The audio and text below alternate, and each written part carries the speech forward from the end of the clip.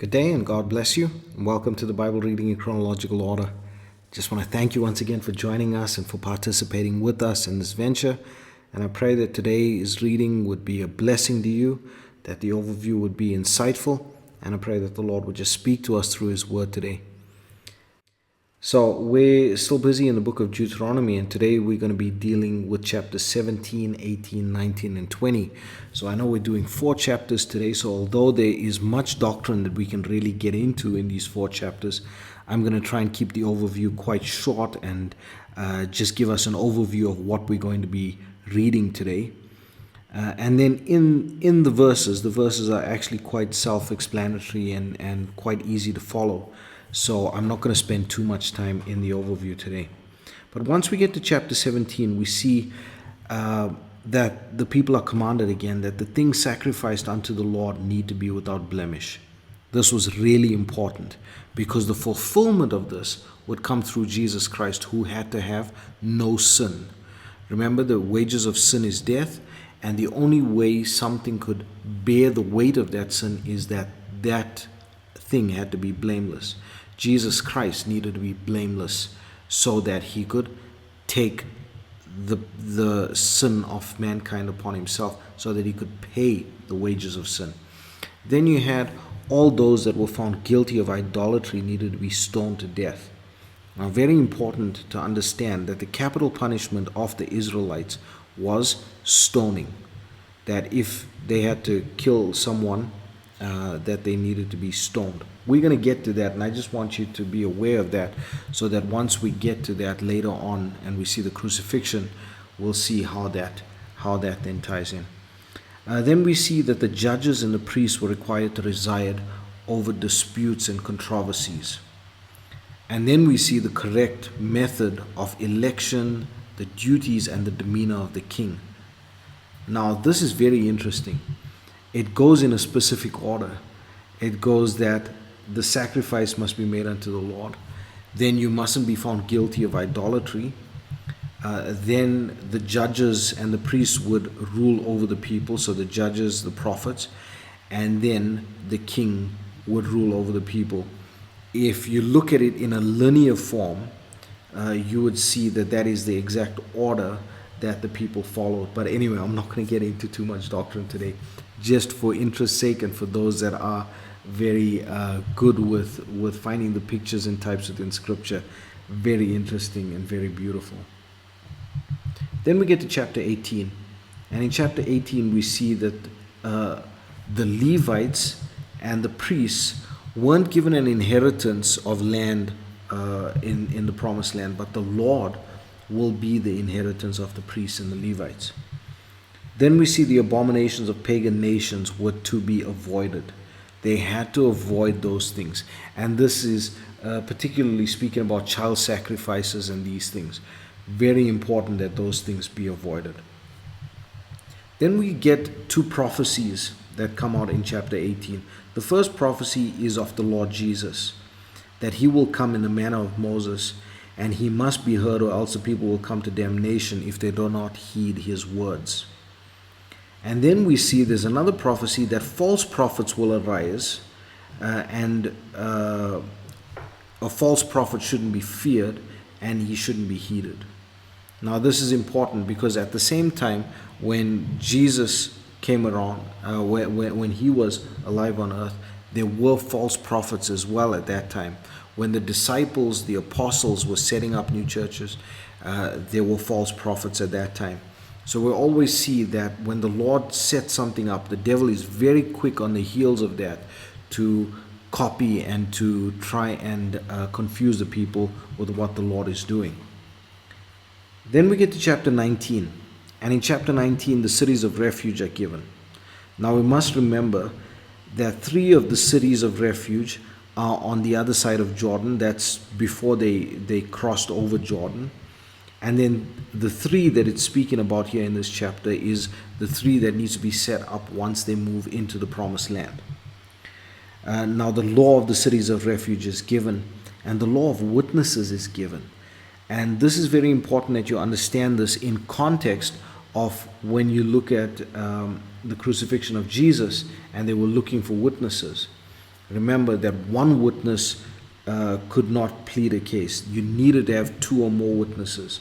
The Bible also says, in the mouth of two or three witnesses shall all things be established.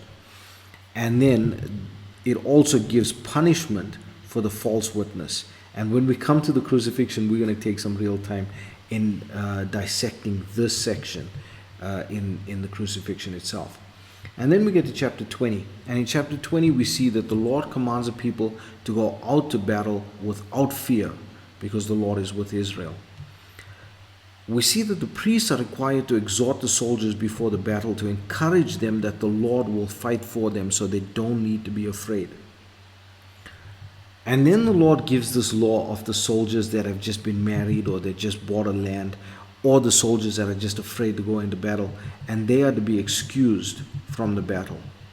Now this is a strange one, but when we look at it in the light of the spiritual battle, it is talking about the faith here. If someone is looking for satisfaction in something else, then they will not have the faith to partake in the spiritual battle. If someone is fearful and they are doubting, not to say that when you enter a spiritual battle you completely without fear, it's faith, and when we have faith, then we can go into battle. But if you don't have faith, if you're fearful without faith, then you cannot go into battle. And so this in a natural sense then is given in chapter 20. If you are afraid, or you just married your wife and you haven't had a time to be with her, if you've bought a land and you haven't tasted of the fruit of that land, you're allowed to go home. You're excused from the battle. And then the officers are told of how to use the cities that either accept or refuse the proclamation of peace set before them. So they had to go and offer peace to these nations. And then if they refused the peace, then Israel were to go in there and smite everyone. If they accepted the peace, then those people would serve Israel in those lands. And that's basically how the chapter ends then. So these are the 4 chapters that we're going to be going through today. I pray that the Lord would just give us insight and grace to water His Word, so that we can understand His Word better and just live in the light of His truth and His mercy. I pray that the Lord would bless you and keep you. May His face shine upon you. May He give you peace. God bless you all.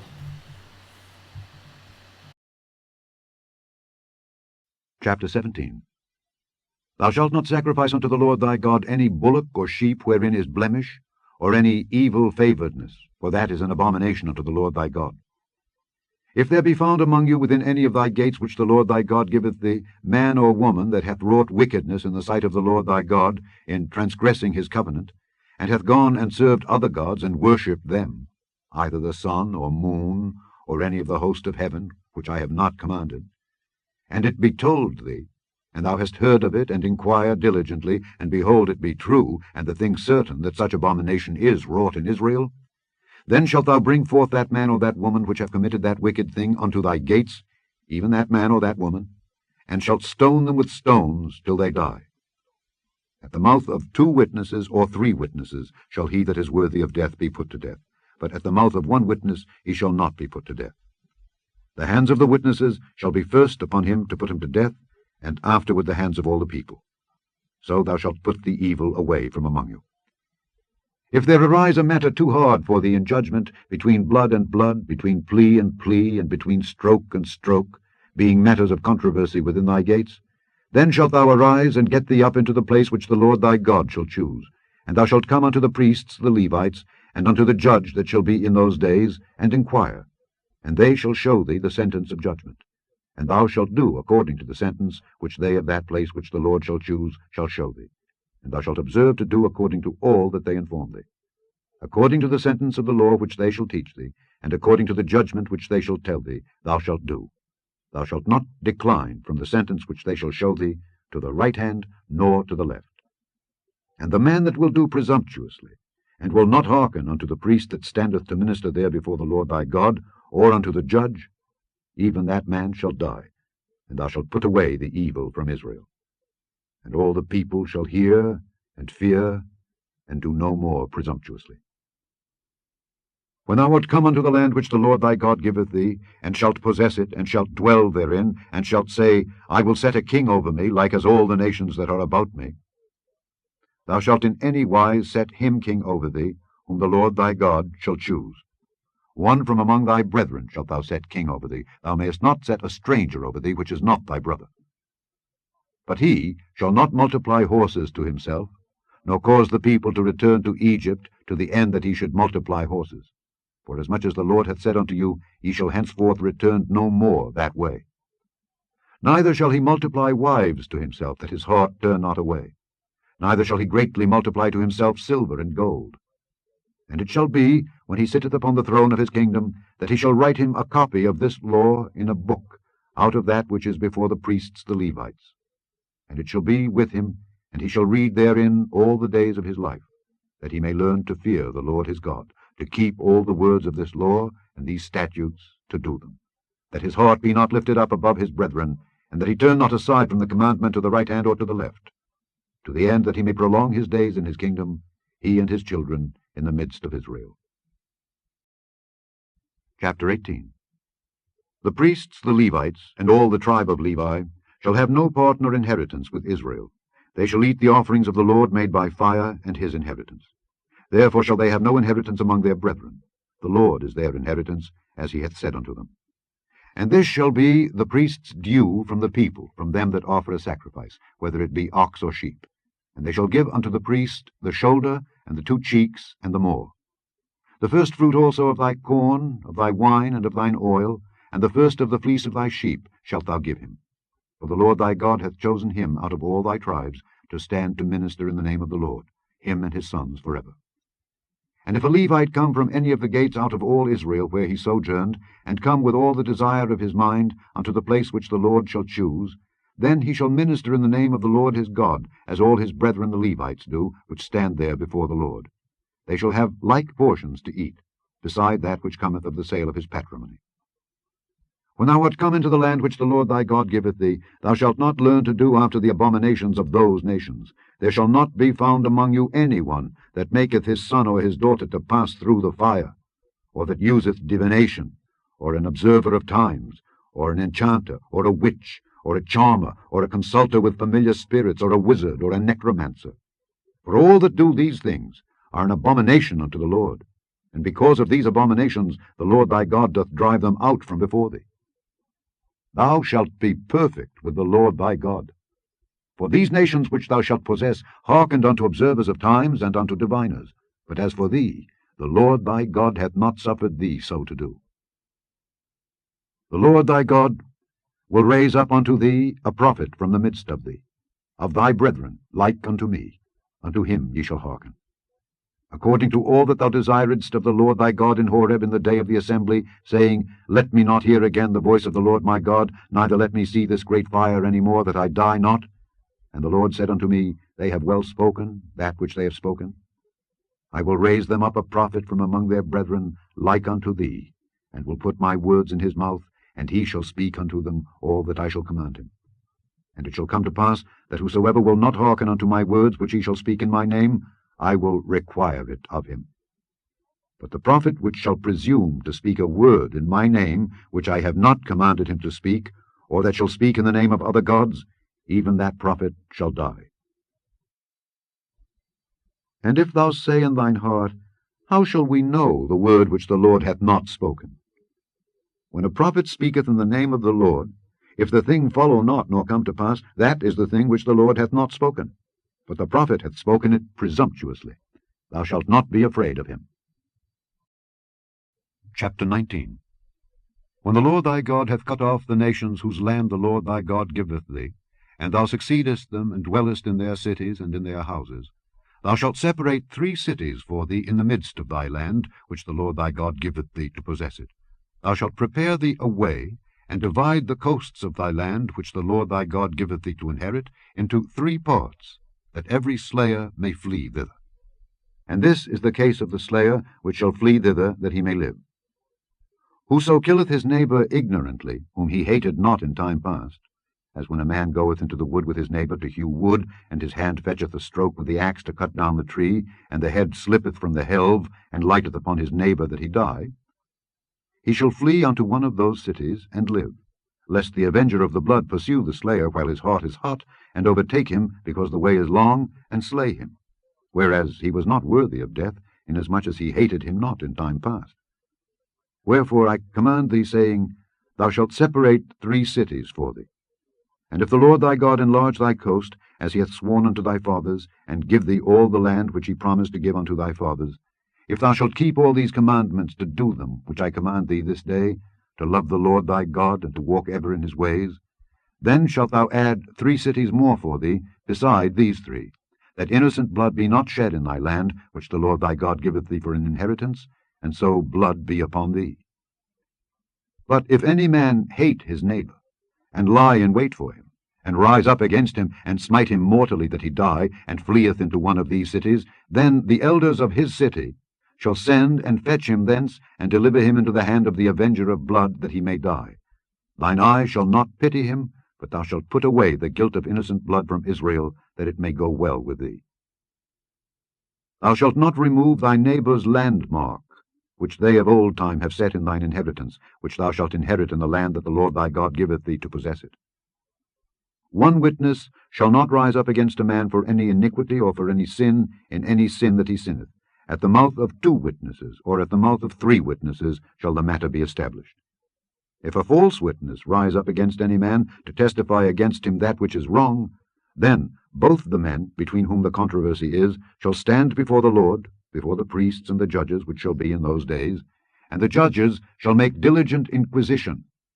And behold, if the witness be a false witness, and hath testified falsely against his brother, then shall ye do unto him as he had thought to have done unto his brother. So shalt thou put the evil away from among you. And those which remain shall hear and fear, and shall henceforth commit no more any such evil among you. And thine eye shall not pity, but life shall go for life, eye for eye, tooth for tooth, hand for hand, foot for foot. Chapter 20. When thou goest out to battle against thine enemies, and seest horses and chariots, and a people more than thou, be not afraid of them, for the Lord thy God is with thee, which brought thee up out of the land of Egypt. And it shall be, when ye are come nigh unto the battle, that the priest shall approach and speak unto the people, and shall say unto them, Hear, O Israel, ye approach this day unto battle against your enemies. Let not your hearts faint, fear not, and do not tremble, neither be ye terrified because of them. For the Lord your God is he that goeth with you, to fight for you against your enemies, to save you.